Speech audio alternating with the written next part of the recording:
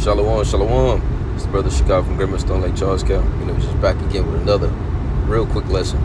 Okay, but before I do anything, as always, I'm going to start by saying, Call Halim La, Yahweh, Bahashem, Yahushua, Bahashem, Rachakodash.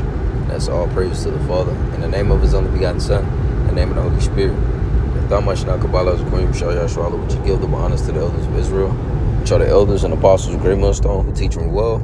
And Shalom, with peace and love to the elect of Israel. And as you can see, I have Baruch, the 4th chapter. All right, and I really just wanted to hit on, a few verses, okay? And I really didn't plan on this, being drawn out too long. I just wanted to hit maybe like 4 to 5 verses, if that. Maybe just like 4, and it's pretty much going into something that not a lot of people can accept, all right? Something that not a lot of people know, okay? And it's why is Jake experiencing what he's experiencing, all right? Of course, when you go to Deuteronomy, the 28th chapter, all right, you see the reason that society is set up the way it is and Jake is low is because of the curses. We went off. Okay? But this verse, it hits on it too as well. With the beginning parts of this chapter. Okay, so I'm gonna just read it, hop into a little in this be edifying. So this is Baruch chapter 4. I don't know why I was about to say Isaiah for some reason. I guess I'm thinking about Isaiah 46. But this is Baruch chapter 4 and verse 5. Let me see, verse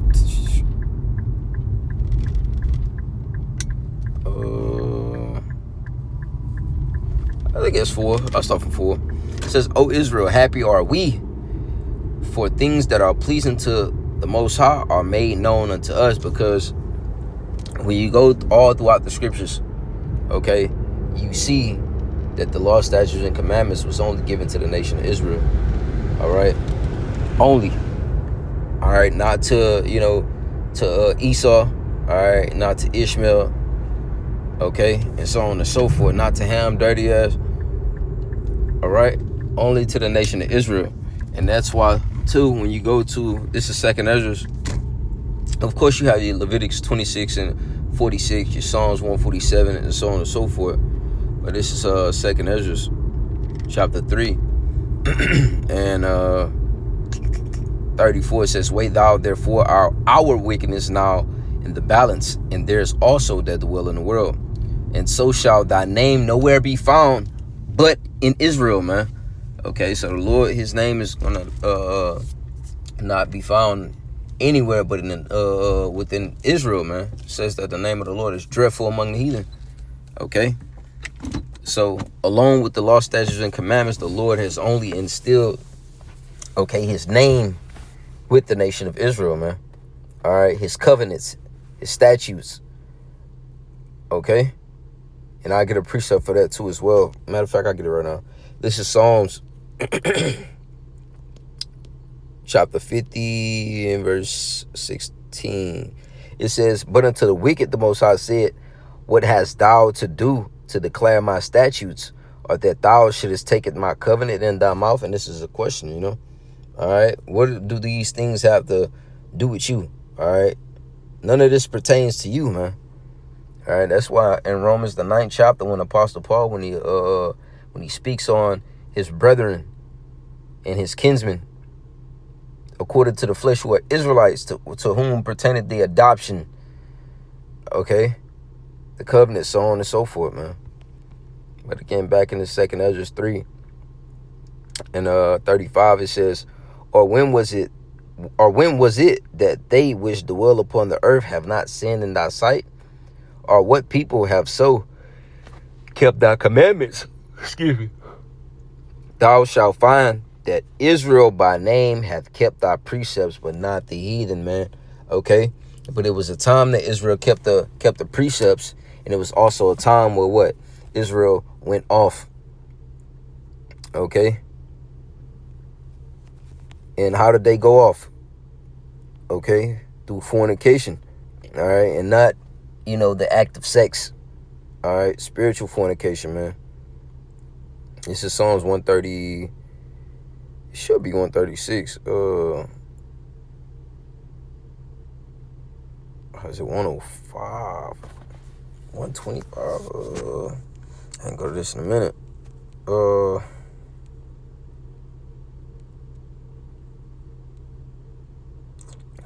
It's in Psalms for sure. It's in 100. Watch, Jay gonna find it and be like, "Oh man, I'm bugged out." Let's see. Type in idols and see if it pop up.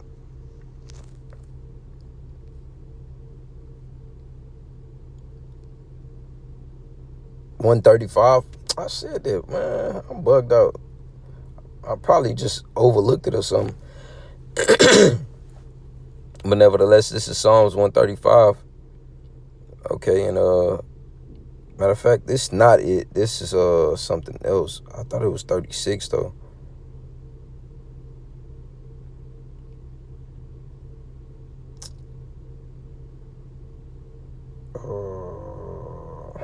Bro, where is it? It's not 37 or 38. Cause yeah, it's not that one. Let me see. I could type in sacrifice. See if it pop up like that.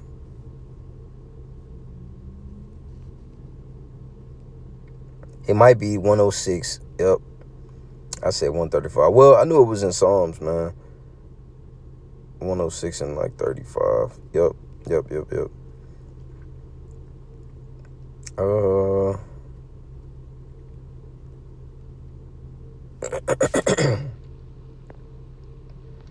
me see. Because you really could kind of, you could kind of read a good bit of this.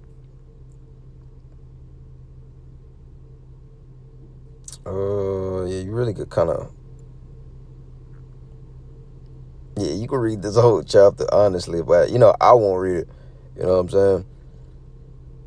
All right, so I'm going to read this Psalms 106 and verse 6. It says, "We have sinned with our fathers, we have committed iniquity, we have done wickedly. Our fathers understood not thy wonders in Egypt. They remembered not the multitude of thy mercies, but provoked him at the sea, even at the Red Sea." Okay? And it's going to continue to go on to let you know what exactly it was talking about. But you can read that account in the book of Exodus. Okay? Our people still wasn't satisfied with being delivered out of Egypt, man. All right? They were complaining, all right, in the wilderness, but yet still getting fed. Okay? So, I'm going to jump down. This is Psalms 106. And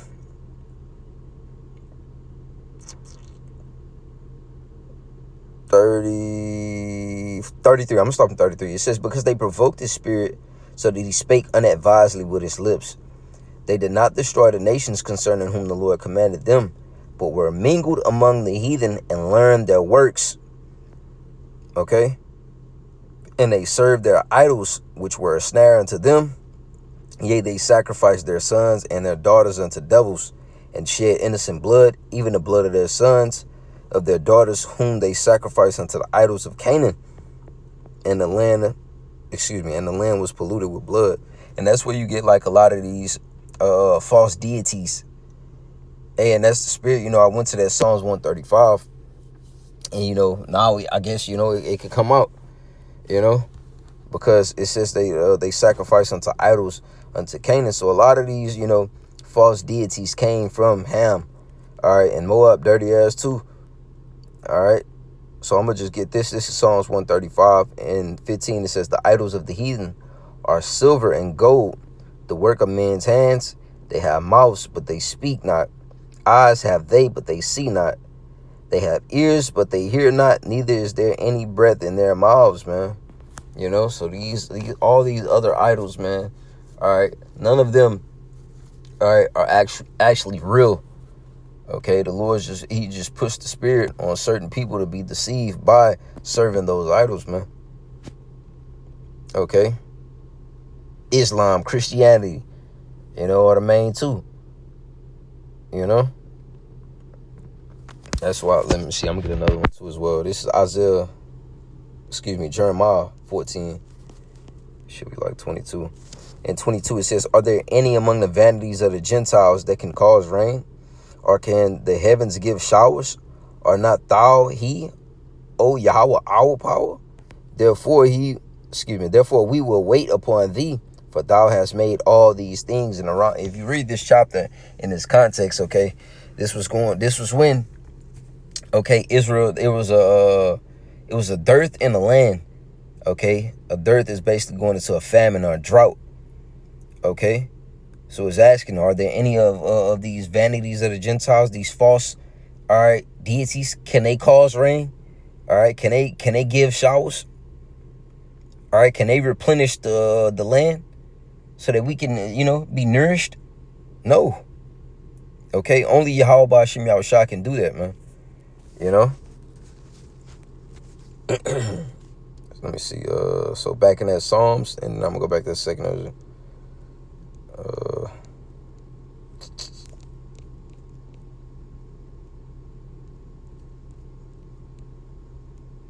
106. All right. Psalms 106 and 39, it says, thus were they defiled with their own works, and went a horn with their own inventions. Therefore was the wrath of the Lord kindled against his people, insomuch that he abhorred his own inheritance, and he gave them into the hand of the heathen, and they that hated them ruled over them. Their enemies also oppressed them, and they were brought into subjection under their hand, man. And all these other nations, okay, basically took part in that, man. All right, in afflicting Israel.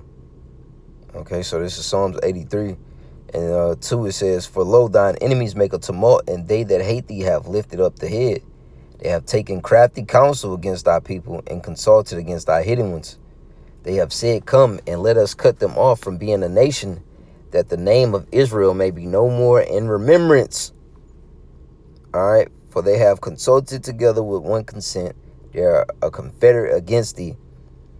All right, and I'll just read this first one, verse 6. It says, the tabernacles of Edom and the Ishmaelites of Moab and the Hagarenes. And it starts to, continue to go on and gives you a list of other nations as well. All right, but nevertheless, though, okay, we provoke the Lord unto anger, and that's why, we basically experience, all right, being afflicted. All right, but the issue comes in because Esau Edom said that the Lord was a little displeased. Okay, but Esau Edom furthered the affliction, man. All right, so let me go back to the second Ezra, then back to that Baruch. Finish this off. It says, so like I actually did finish this off. Let me go back to that Baruch. And then I'll, read these couple verses and I'll close up. This is Baruch chapter 4. And where was I? 5. It says, be of good cheer, my people, the memorial of Israel. Excuse me. 6 is the point. Remember the verse that we just read in Psalms. Okay, it says, you were sold to the nations, not for your destruction. Okay, so not for you to be destroyed, not for you to just be completely, utterly wasted. Okay, but because ye moved the Most High to wrath, you were delivered unto the enemies. Okay, so that's why slavery happened. That's why we've constantly been going into captivity. All right, because our nation is stiff-necked and rebellious. Our nation, all right, just won't get it.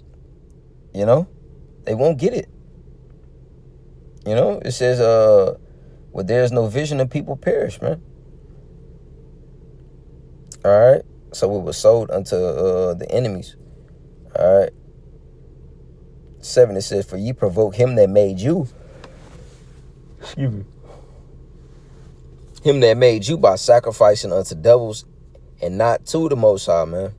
All right. And when you read in our law, in the Levitical laws, okay, we were to make, certain sacrifices, man.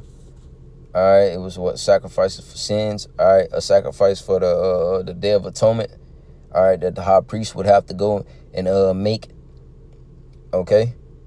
It was certain things that we had to do by design. All right. Tedious sacrifices, man. All right. So it says, ye have forgotten the everlasting power that brought you up, and ye have grieved Jerusalem that nursed you, man. All right, and that's going into what? Us forgetting our law, statutes, and commandments, man. Okay. It was something that I wanted to get.